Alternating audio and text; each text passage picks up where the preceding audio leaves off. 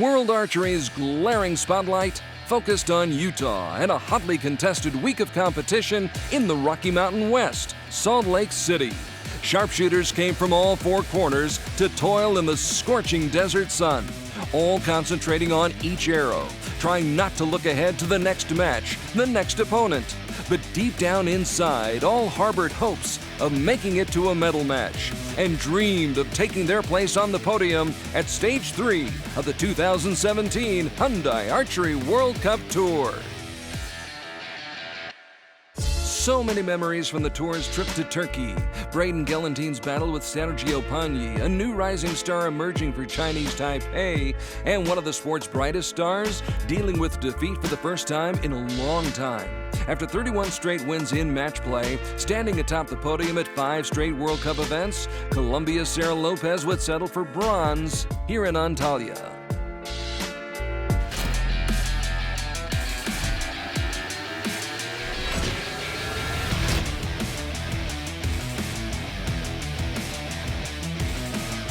Korea's been on the come these past few years in compound and had a golden opportunity to do something that nation had never done before. If Chae Min, So Chae-won, and Song Young-soo could do their job and defeat the Dutch, Korea could capture both team gold medals for the first time ever. But they weren't about to get full cooperation from Inge van Kaspel and company. After one end, Korea was well on its way, taking a 5-point lead into the second end. We pick up the action midway through that second end, the Netherlands knuckling down with 3 straight 10s. Could Van Kaspel make it 4? She could indeed. Martien Kouwenberg came close, but the run was done. Sanne de Laat making it back-to-back 9s to give the Dutch team a much better score of 58. And they would pick up another point when Song Young-soo sank one in the red zone. So Chae-won would balance that score, striking gold, but the damage was done.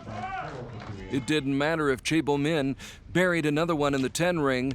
The Dutch had reduced the deficit down to 4, and Korea's lead had dropped down to 3 after the first 18 arrows. The Dutch were down, but definitely not out, catching Korea at 200. Could the Netherlands come all the way back? Van Kaspel tried to catapult her team to victory with a 9. Martien unleashed a massively impressive and important shot, which was then matched by Sanne de Laat, who came up clutch for the Dutch.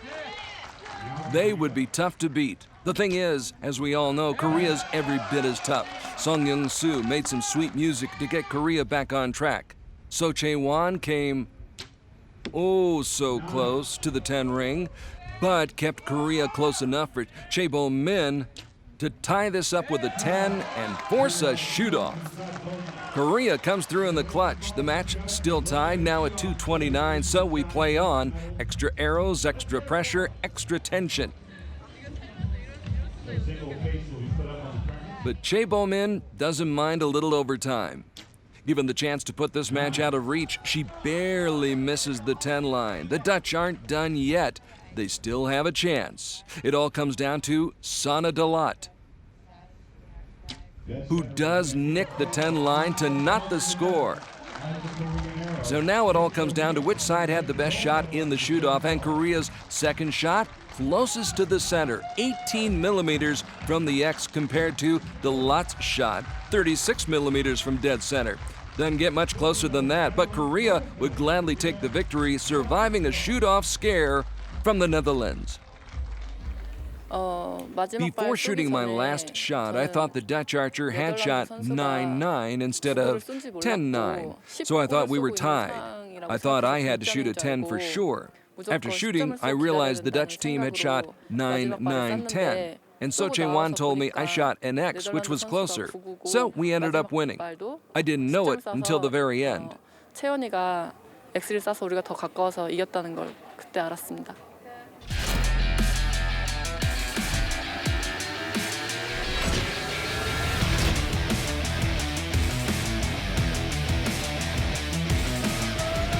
Part of the beauty of this sport, para-archers competing alongside and against able-bodied athletes. Italy's Alberto Simonelli joining the team taking on 3 of Korea's finest, Chae Young-hee, Hong Sung-ho, and Kim Jung-ho. Let's fast forward after 3 ends. It's tight. Korea clinging to a 1-point lead.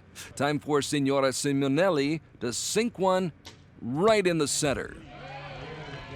Federico Pagnoni almost puts another one inside the 10 ring. No almost for the Sultan of Smooth. Sergio Pagni patiently waiting for just the right moment to pounce. The Italians making their move? Could be. Korea's Cho Young-hee scores a 9 to start the end. And 19-year-old Hong Sung-ho follows his lead. It would take a 10 from Kim Jung-ho to tie the score at 200. And Mr. Kim comes up with the equalizer. It's all even with 3 shots to go. Back to the silver medalist from last year's Paralympics. Alberto's been around a long time, long enough to know when the arrow's not going to land where he wants it to. Simonelli left to simmer and stew over what might have been. But Pagnoni has no time to ponder. The clock was running and Federico had to let it fly. Pagnoni piercing the center circle, setting the table for the Sultan, who used just about every second left on the clock to make sure he got off the best possible shot. Sergio making sure the Koreans would have to achieve perfection to procure the gold. Now Italy could only wait and watch. Watch as Cho Young-hee found the key to the 10 ring. Watch as the teenager, Hong Sung-ho, would lift his bow and refuse to blink. He put this arrow on laser lock, launching a missile that left Italy on the brink and Korea poised to capture more loot. He was now in the capable hands of Kim Jung-ho, who already had 2 World Cup gold medals on his resume. It would soon be 3. Korea comes through at crunch time one more time.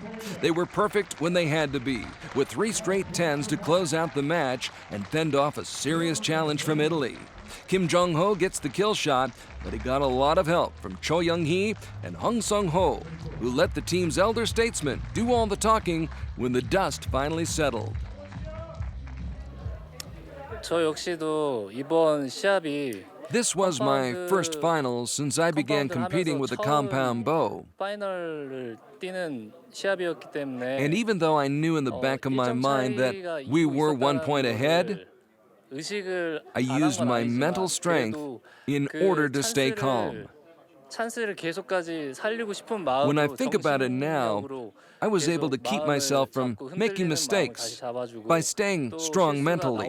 계속 잡아주고 그랬었던 That 1 point gave us the advantage, whereas if we'd been behind by 1 point, we would have felt like, well, it was a big margin we would have to overcome. 지고 있는 상황에서 1점 차이였으면은 The 1 point ended up giving us lots of strength. 있을 텐데 근데 And as I said earlier, it was our first time, so we didn't want to lose this opportunity. I think from a mental point of view, we remain strong. 정말 놓치고 싶지 않아서 정말 정신력으로 좀 버텼었던 것 같아요.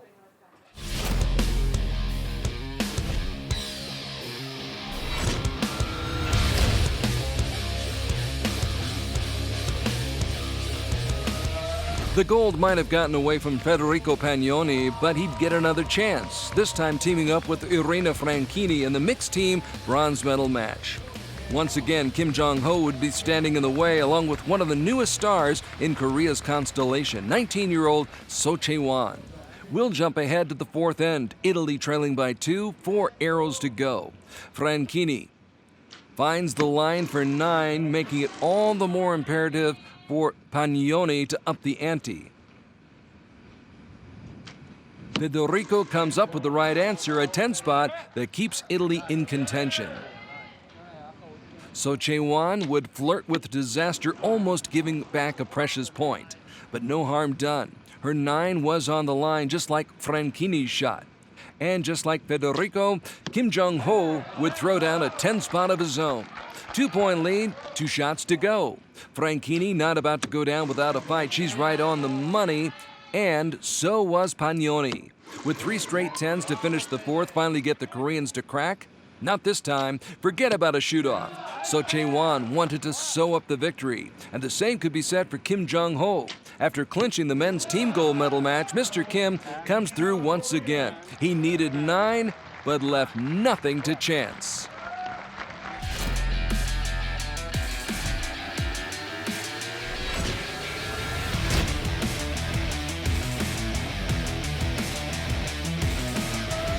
After watching a 3-point swing in the 3rd end of the bronze medal match, Mexico was hoping for a different sort of encore in the gold medal contest with Colombia. Sarah Lopez and Daniel Munoz teaming up to take on Linda Ochoa Anderson and Rodolfo Gonzalez. The turning point in this encounter came early. Colombia going from 1 down to 1 up after 8 arrows and building the lead to 3 after 3. Ochoa Anderson opens the 4th end, trying to whittle away at that deficit. Her words of advice for a partner 10 years younger obviously struck a chord. Gonzalez with another 10. Mexico pumped up. But Sarah Lopez has a way of bursting the bubble for other archers. The woman who came to Salt Lake #1 in the world validates her lofty status. That 10 setting up Daniel Munoz, who drops another dime. Colombia keeping Mexico at bay.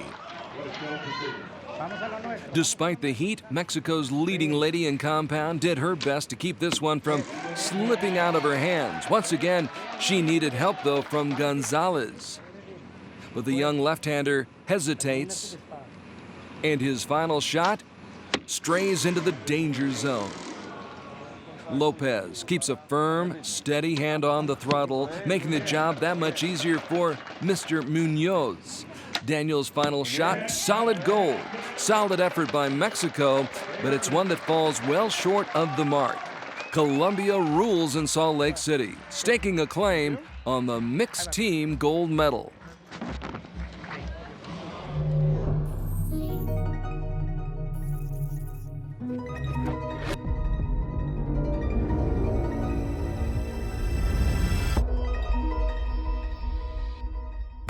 This is how to safely and efficiently draw a compound bow. It is important to practice range safety, prevent injuries, and set up your shot in the most efficient way possible. Before an archer draws, he will set his hand in the bow and hook his release onto the string. And then he will bring his arms up so his arrow is pointing directly at the target where it will stay for the duration of the shot. He will then draw his bow back using the strongest muscles in his shoulder and his back to come to full draw. A compound bow has a mechanical stop that is set for the archer's draw line. When it comes to the full draw, he will then come up into anchor at the right spot. He will then look through his peep at the sight to the target and shoot it.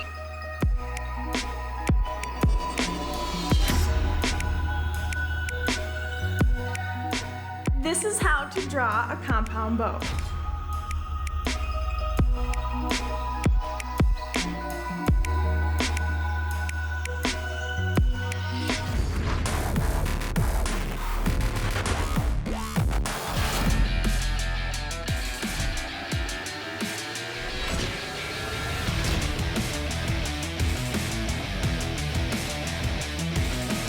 Sarah Sonicson had been feeling a little bit sick in Salt Lake City, but the dynamic Danish archer fought through illness and a tough field to qualify for her 3rd straight gold medal match on this year's tour. And this time, it was Andrea Marcos of Spain waiting to wage a battle for the top prize.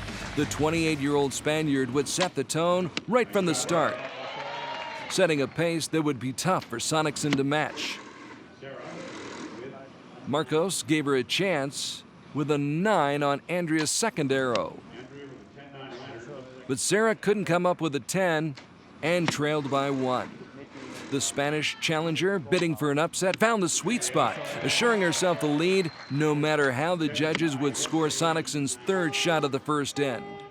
Jumping ahead, Andrea now nursing a 2-point edge. Would the sweltering desert heat make either one wilt?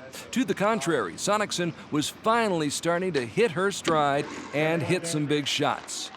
But it would be tough gaining ground on the woman who won gold on Coney Beach just 2 years before. Another 9 right here by Sonicson meant that Marcos had another chance to increase her lead. Andrea did the math and moved ahead by 3. Sarah stopped the bleeding with a 10 that closed the wound. A wound Andrea Marcos kept picking at. She'd enjoy a fairly comfortable lead after the first 3 ends, but no lead is entirely safe on the World Cup level, especially when it's Sarah Sonicson aiming at that other target. She drills one to start the 4th end, and when Marcos barely misses the 10 line, that leads down to just 2. Sarah plants the next one in just the same spot, trying to shave more points off Marcos's lead. And wonder of wonder, the deficit is down to 1. The Great Dane is wheeling and dealing. She runs the table in the 4th. But this is where Andrea Marcos comes up big, and she stops the bleeding with a big-time shot. Even so, this has now become anybody's match, and Marcos cannot afford any more slip-ups, with Sonicson hot on her trail. Sarah keeping the heat on, hitting the jackpot to open the 5th. Marcos from Spain can handle the heat. She's 1 up with 2 left in the quiver. Sonicson keeps tearing up the center of her target, trying to, at the very least, force a shoot-off. But she needs another break from Andrea, and Marcos is not in a generous mood. Time's just about run out on the gold medalist from stage 2 in Antalya. Marcos needs only 9 to put this match to bed, and that 10 safely tucks away the gold medal, not to mention some very sweet saltwater taffy. Pues la verdad era eso, ¿no? Hacer The un 10, idea no tenía muy was claro make qué a era lo que 10. necesitaba para ganar. Digo, asegúralo. At the start, Mételo I didn't have a very luego clear ya veremos. idea what I needed to Pero win. si cuando estás en ese momento no sabes So I thought, exactamente si era 9 get o it, 10. Entonces, put it in the vamos middle, a asegurarlo. and see what happens. Pues la verdad que el objetivo es In that México, specific ¿no? moment, Es poder I luchar wasn't allí por very una medalla, sure of what sea I sea. needed. Pero If I needed a 9 Sara or a es 10. increíble y era el So objetivo, I o sea, just era una wanted to final make muy, sure muy difícil I secured the y gold era darlo medal. todo, porque ella no iba a ponerlo fácil. It would be awesome. That's really something I was like striving to, especially in my preparation to this outer season. I didn't have the best preparation because I had some things as well, but I tried my best. And then you come to Shanghai, and you know kind of you also need to do good because you only have 3 chances, and then you kind of mess it up because of things, and then you're like kind of frustrated. So I kind of went back home, made a decision like I'm going full for it. I'm gonna be like a hit or a miss, and it's a hit, luckily.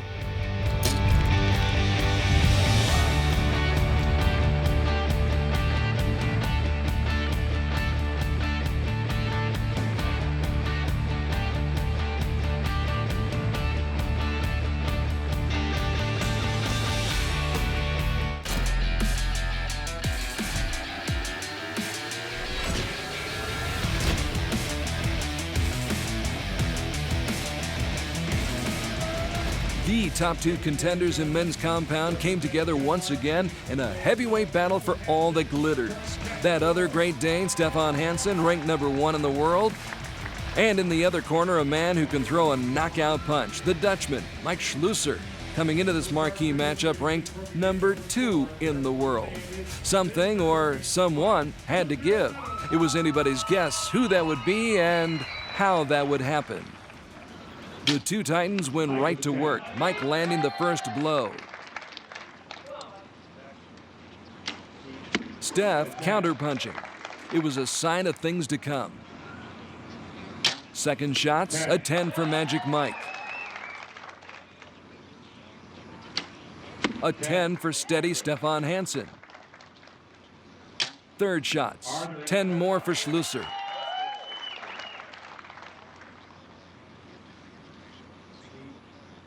And 10 more for Hansen.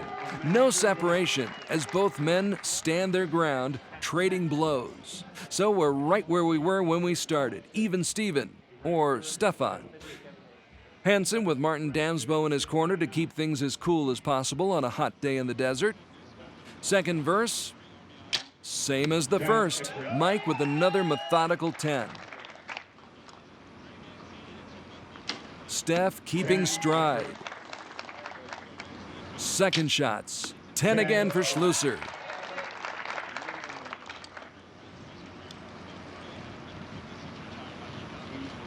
And 10 more for the steely-eyed Stefan Hansen. Third shot. You guessed it, more the same from Mike. But even he couldn't cast a shadow on Steph. Hansen keeps hanging with the man he'd gotten the best of in 6 of their last 7 matches. Bear in mind, though, 3 of those showdowns went to shoot-offs. A bit of foreshadowing? Time would tell. 60-all going to end number 3. Which marked the end of Mike's impressive run. He'd been so good up till now, but now it was go time for Steph. Hansen making his move with a dead center dagger. Advantage Denmark. But for how long? Schlusser recovers with a bounce-back 10.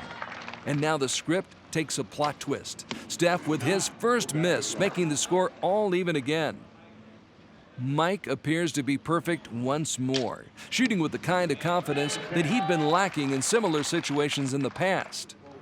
But if there was any extra pressure on Hansen, you'd never know it. The machine just kept on churning. These two were still tied up after 3 and still tied after the 4th end. So we move ahead to the 5th and deciding stanza in a match that was pure poetry. But who would write the final lines? Who would tell the story? Mike was painting another masterpiece. Then again, so was Steph, his meteoric shots creating a crater in the middle of Hansen's target. You had to wonder if anyone would blink. Didn't have to wonder very long. Schlusser finally gave an inch, actually a few millimeters. An opening for Hansen? Steph made the move everyone expected. The gold was now within his grasp with 1 shot to go. The man from the Netherlands never gave up, though. Mighty Mike making sure he'd be in the right place, right time if the gods decided to smile upon him. And this time, the gods were good to Schlusser and at the same time cruel to Stefan Hansen. When 10 seemed almost automatic, he could not muster up the one he needed to seal the deal. Perhaps it was fitting that a match of this magnitude would be decided by a shoot-off.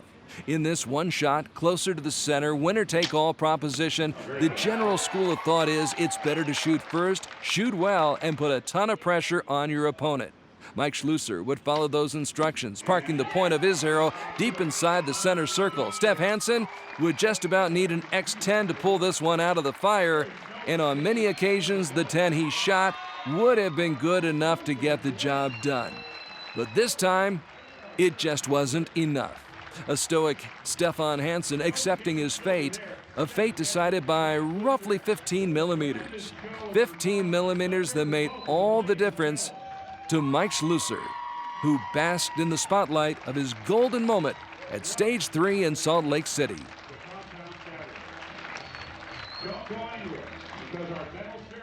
I think it's like a style I've developed because it was so windy. I tried to be faster so I wouldn't be surprised by the wind that much. And I think it was still as windy as yesterday during the quarter and semifinals. It was really windy, so I developed a quicker pace, and I still think it's in there. I've been in a lot of shoot-offs lately, especially against Stefan. Normally an X or a shot on the line isn't good enough. I knew I shot a really good arrow, but there was also still a chance he could beat me because he's also a great archer as well. I was just waiting until he shot, certain that he would win, but he didn't. So I was super excited about that.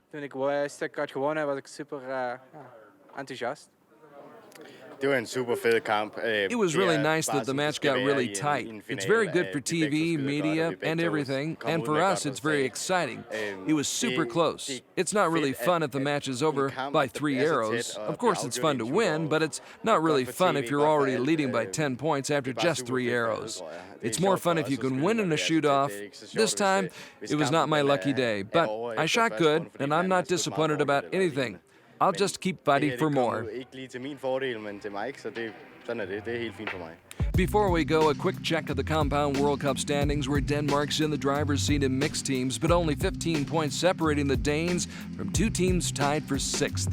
Compound women, Sarah Lopez was ranked number 1 in the world for 1,033 days. She's now number 2 behind Sarah Sonicson, who also leads the World Cup standings. And Stefan Hansen, also numero uno, taking a 10-point lead to Berlin in August, stage 4 of the 2017 Hyundai Archery World Cup Tour.